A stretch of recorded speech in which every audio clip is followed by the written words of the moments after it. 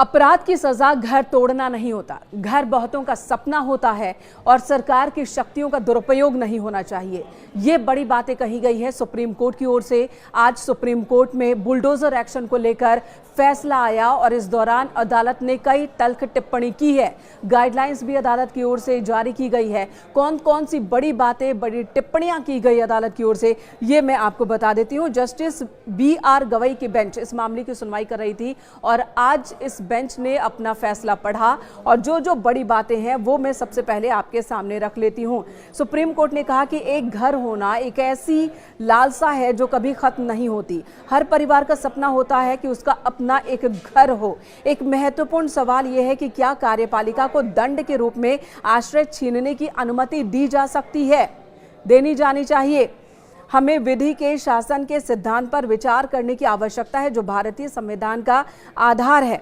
अदालत ने यह भी कहा कि एक घर का होना एक ऐसी लालसा है जो बहुत मुश्किल से पूरी होती है।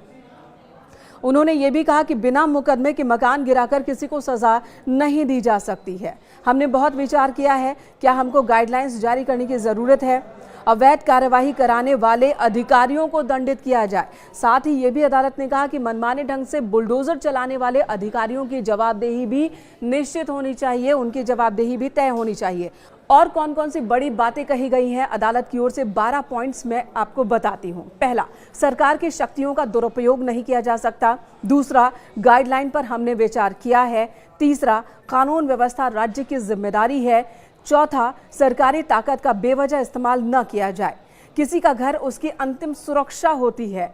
विशेषज्ञों के सुझाव पर भी हमने विचार किया। घर का सपना कभी ना टूटे, इस बात का ख्याल रखना भी जरूरी है। दोषी होना घर तोड़ने का आधार नहीं हो सकता।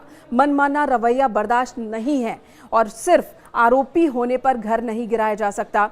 वहीं 11वें पॉइंट में पूर्वाग्रह से काम नहीं किया जा सकता। ये एक बहुत बड़ी टिप्पणी अदालत की ओर से।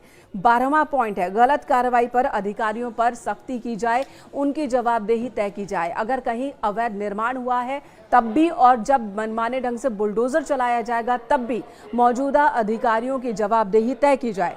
आपको बता दें, जस्टिस BR गवई की बेंच इस मामले की सुनवाई कर रही थी। जमीयत उलेमाए हिंद की ओर से अगस्त 2024 में एक याचिका दाखिल की गई थी और ये आरोप लगाया गया था कि जहां जहां पर बीजेपी की सरकार है वो गलत नीयत से मुसलमानों के खिलाफ बुलडोजर एक्शन ले रहे हैं।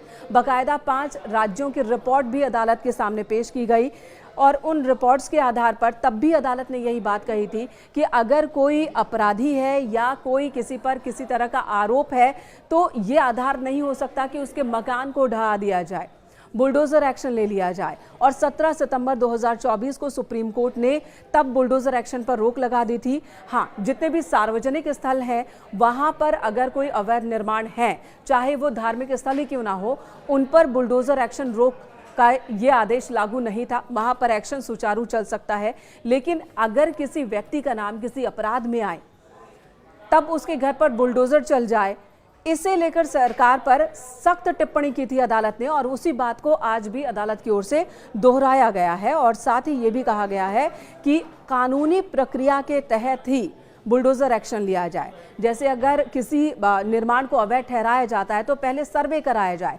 कितने दिन पहले आपने सर्वे किया है, कितने दिन पहले आपने नोटिस जारी किया है, मकान वालों को मकान खाली करने का वक्त दिया है या नहीं दिया है, इस पूरी प्रक्रिया का पालन होना चाहिए। यही बात अदालत ने कही है।